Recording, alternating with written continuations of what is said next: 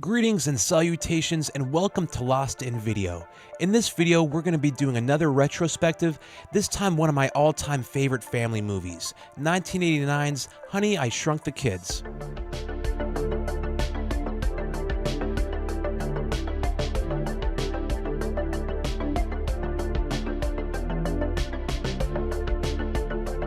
Released in 1989, Honey, I Shrunk the Kids was directed by someone whose name I don't hear praised often enough, Joe Johnston. Not only did Johnston helm this classic, but he also directed another one of my favorite childhood movies, The Rocketeer. This would be Johnston's directorial debut, and I must say he hit the ground running. This man just knows how to make fun, adventurous, and uplifting movies. For evidence, one could point to his not overly long directing record, which also includes movies like The Page Master, Jumanji, and Captain America: The First Avenger. I always thought Captain America felt super similar to The Rocketeer, and Joe Johnston's involvement would certainly explain it.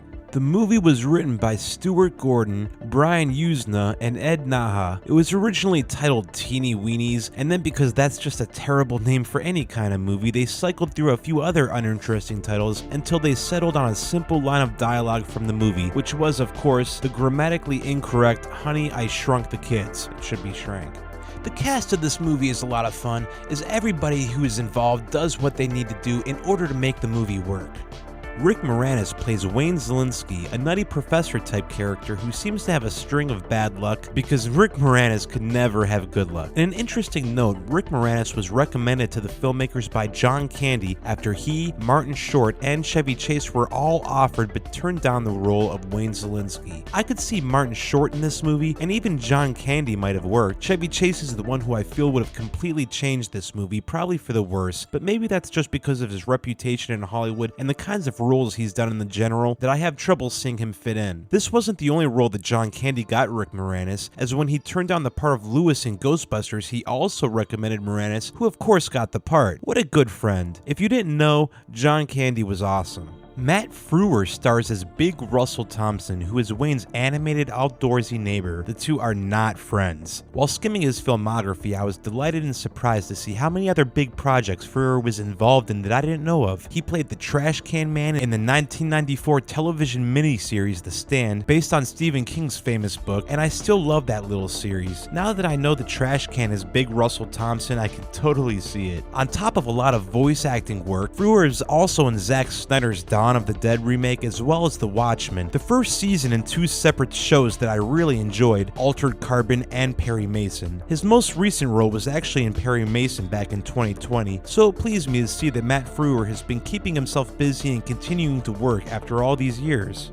Marcia Strassman plays Diane Zielinski, a real estate agent as well as Wayne's wife and mother to their two children, Amy and Nick. Strassman began her career in 1964 and she continued working on various other projects such as television shows and independent films. She continued working right up until her death in 2014 due to health complications while fighting breast cancer. She was only 66. Her most well-known role was in Honey, I Shrunk the Kids, but aside from that, she was also involved in several causes, including the UCLA Breast Cancer Center and AIDS walks. My memories of her will always be from this movie, but I'm glad she continued working for the rest of her career, even if the projects weren't as big as one might have wanted them to be.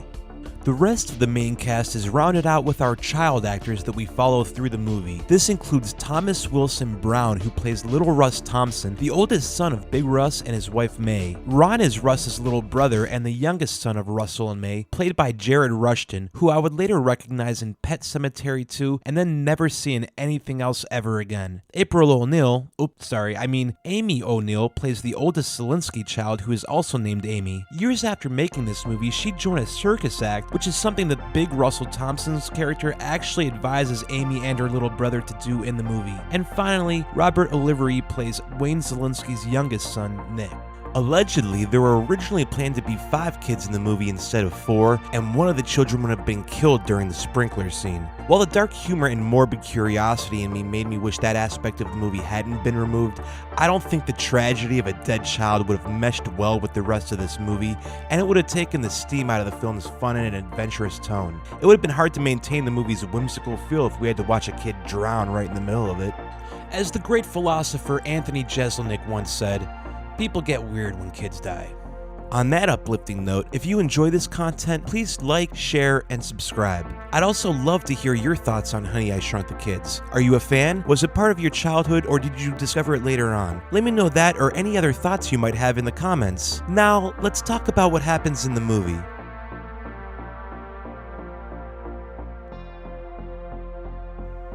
Upon booting up this DVD, I came upon two realizations. Number one, this had been the first time I'd ever seen Honey, I Shrunk the Kids on any format other than VHS. And number two, for whatever reason, I always forget that this is a Disney movie. Good luck editing this and not getting a copyright strike, future self. I absolutely love the score and the animated opening we get in this movie. James Horner composed the music for this, and if you aren't familiar, the man is a legendary composer in Hollywood with a very impressive body of work. From Star Trek II: The Wrath of Khan to Aliens to Glory to Spider-Man: No Way Home, Horner is one of the biggest composers in Hollywood and has a resume too long to completely cover. He does a wonderful job with the main theme of this movie, which I think perfectly captures its spirit and tone. You can tell the entire intro is specifically catering to kids, and the animation kind of reminded me of Who Framed Roger Rabbit. As a matter of fact, on the VHS I owned, there was a Roger Rabbit short that played before the movie, and I believe this short was also shown in theaters before Honey, I Shrunk the Kids. Go figure. I actually did miss that on this DVD, as I didn't come by it anywhere. So as I mentioned, Rick Moranis plays Wayne Szalinski, an inventor who just can't ever seem to catch a break with any of his inventions. His house is full of them in lieu of store-bought kitchen appliances, and they don't seem to work very well. His latest invention is a shrinking machine, which I completely forget if the movie ever addresses why the world would need a shrinking machine, but either way it's fine.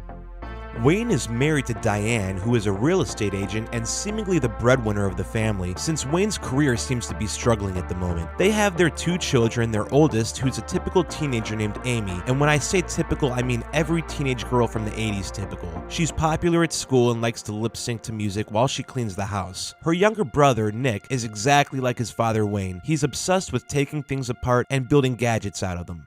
Wayne has a neighbor, Russell, who hates Wayne because he's always making a loud commotion in his attic with all of his odd inventions and tests. I love Russell as much as Russell hates Wayne in this movie, simply because I think he's the funniest person here, which is high praise when you're acting alongside somebody like Rick Moranis. Russell is constantly either screaming out of his window or from his yard at Wayne to be quiet when he's trying to sleep, but it seems as if Wayne either simply never acknowledges Russell or never hears him from his attic in the first place, and since the movie implies that this happens pretty much every day, that makes me kind of feel bad for Russell, but it's also pretty hilarious. Wayne is just a bad neighbor. Russell and his wife May have two kids of their own. First, there's Russell, normally called Little Russ, which is what I'll refer to him as to avoid confusion, who is named after his father. If you're wondering why, it's because Russell wants Russ to be Mr. Macho Man and the kind of teen that he wanted to be when he was in high school, pushing Russ to lift more weights and play for the school football team. Their younger son, Ron, however, is a bit more of a rascal who likes to set booby traps and play baseball. As a matter of fact, a baseball will have a pretty significant effect on the plot, in case you don't remember. On this particular morning when we meet these two families, Russell's family is planning a camping trip to go fishing, which by the way Little Russ has no interest in, although Ron does. Meanwhile, Wayne and Diane have work obligations and order Amy to stay home and clean and babysit Nick until their parents get back home, at which point Amy has a rendezvous, maybe a date, at the mall.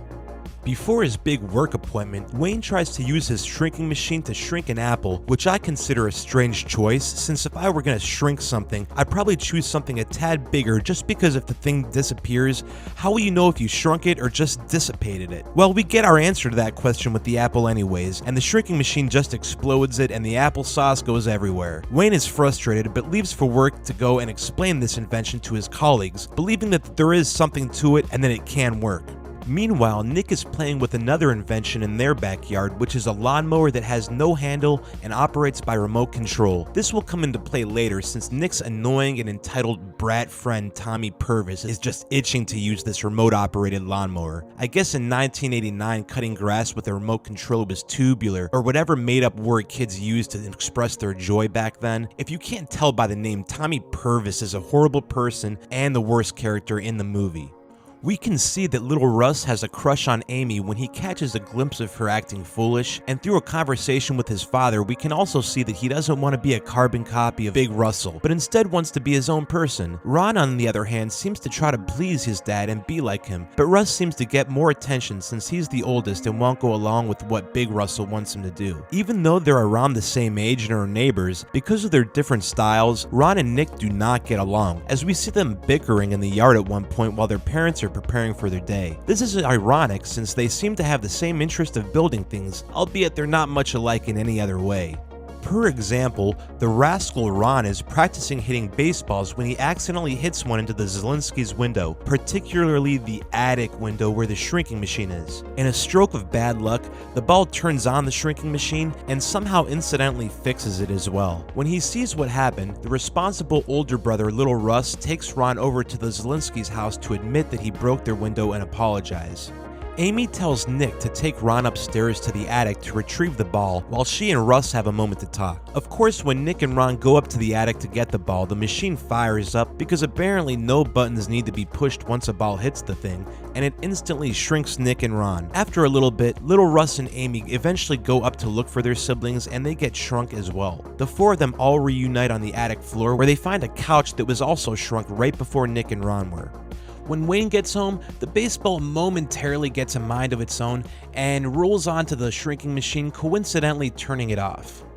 After finding the house and yard empty, Wayne goes upstairs, but because of that crafty baseball, he doesn't suffer the same fate as the kids and is left to ponder what happened and where everybody went. Because the kids are so tiny and shrunken now, Wayne can't hear their cries for help. The kids get the opposite of help when Wayne bumps his head on the shrinking machine, and because of the bad day he's been having, he decides to hammer his invention to pieces after he flips out. He then sweeps the floor with a broom, which initiates a suspenseful chase as the kids try to avoid being swept up. Their running is to no avail though, as they are swept up by Wayne, which ends them up in the trash and from there out on the street.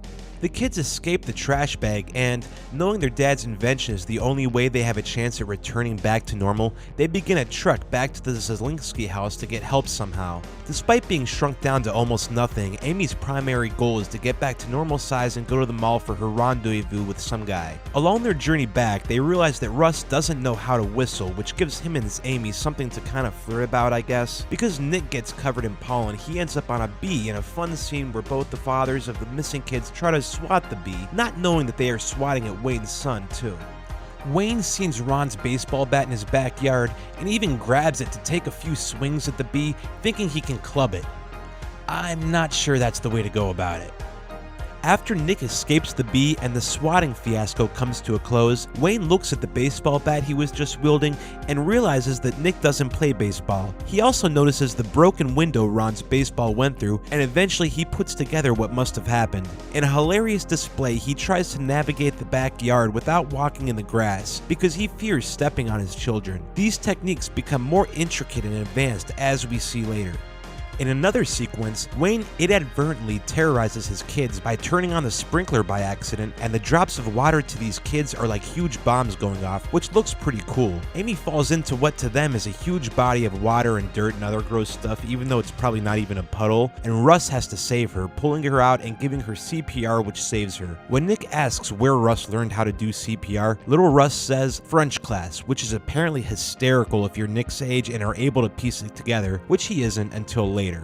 Russell's buddy that they were supposed to go on their fishing trip with shows up along with his family, and Russell is even more upset to have to pull out of the trip due to the disappearance of their children. He actually spends a minute trying to come up with an excuse to bail out on the trip, and eventually settles on telling his friend that his wife is sick. I'm pretty sure that the fact that your children have gone missing is a good enough excuse on its own, Big Russell. The kids stumble upon a giant Little Debbie cookie in a scene that I loved rewatching as it brought back childhood memories. The kids attack a baby ant that comes by, trying to tame it so that they can ride it to the house. Blindly and recklessly beating the ant turns out not to be the best approach, as the ant beats them all up until Amy helps them realize that they can get the ant to carry them to the house by using the carrot on a string technique with a piece of the Debbie cake.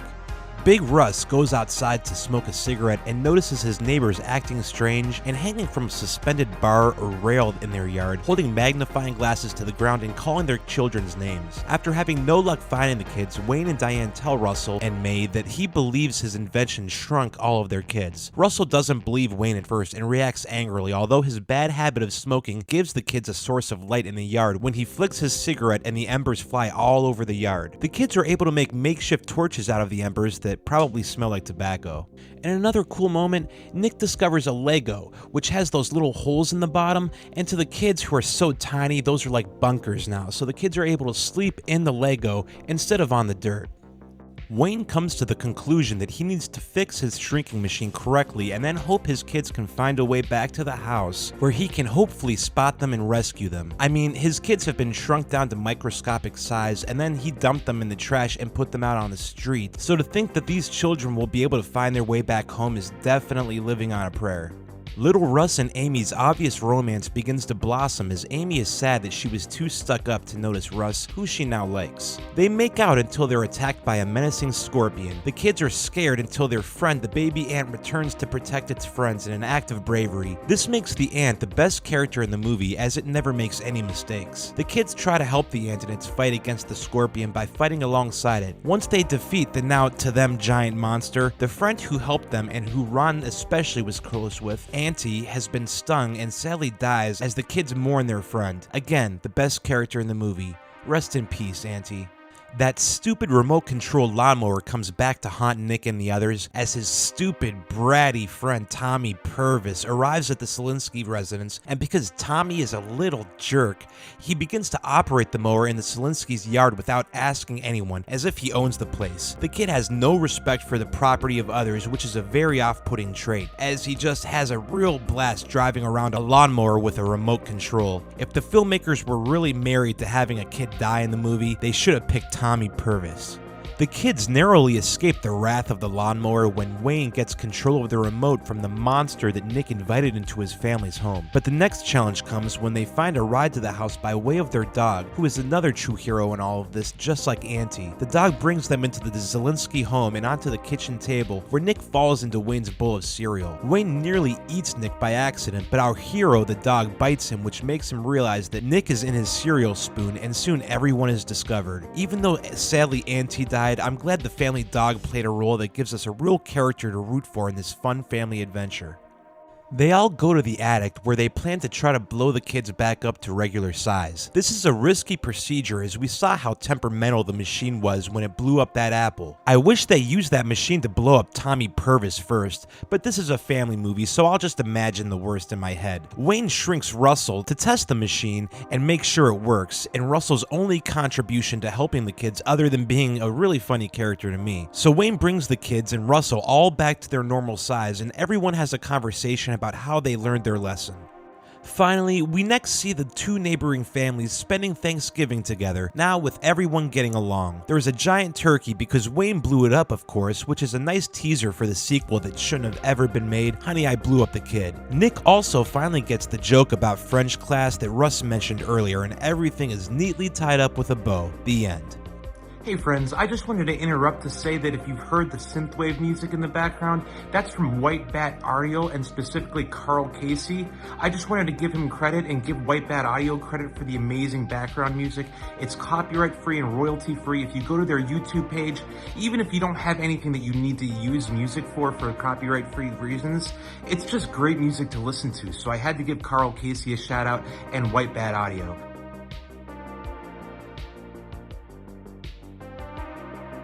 So, as I alluded to, I hadn't watched this movie since I was a little kid, and I really wasn't sure if it was going to hold up. You know how it is. Sometimes you watch a movie or a TV show when you're young, and it's the best thing you've ever seen in your life. Then when you watch it as an adult, the magic is gone and you can see all the flaws. I rewatched Honey, I Shrunk the Kids along with my mom since neither of us have watched it in decades. We were both curious to see how the movie would hold up, but neither of us were enthusiastic about it when it came time to throw the DVD on. When the movie ended, we were both surprised at how much we enjoyed it. The film's 93-minute runtime felt more like 45 minutes to both of us, as there were really no dull spots in the movie, and no scenes ever wore out their welcome or dragged on for too long. I never approach family movies with any expectation of Marlon Brando-esque acting, and so everyone in this movie did just fine. Aside from Auntie and Quark the dog, as I mentioned, my next favorite character would have to be Big Russell Thompson just because of how silly he acts. I suppose that would mean that just for me, Matt Frewer gives the most entertaining performance in the movie. He also has some actual character growth, which is another thing I don't always typically look for in these types of movies, but it's there, mostly only on surface level, but still, it's something. Rick Moranis delivers as usual, playing a similar role to what he's usually typecast as, but it always works and there are no issues with him here either. Marcia Strassman has her moments as well, even though she's used fairly sparingly.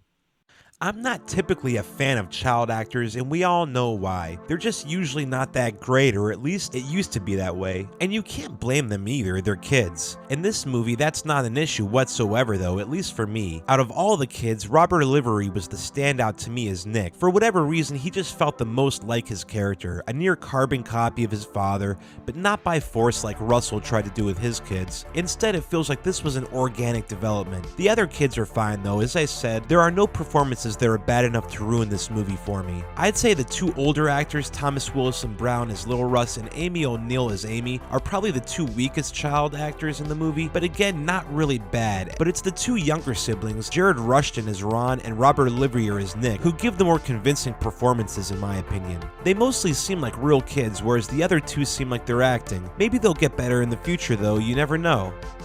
The set pieces in the movie are a lot of fun and seem as though for the most part a lot of love and hard work was put into the production. For 1989, the special effects are more than sufficient, and never once was I taken out of the movie from anything technically feeling or appearing too dated. For a kid-friendly family movie, everything is exactly how you'd want it to be and nothing feels out of place.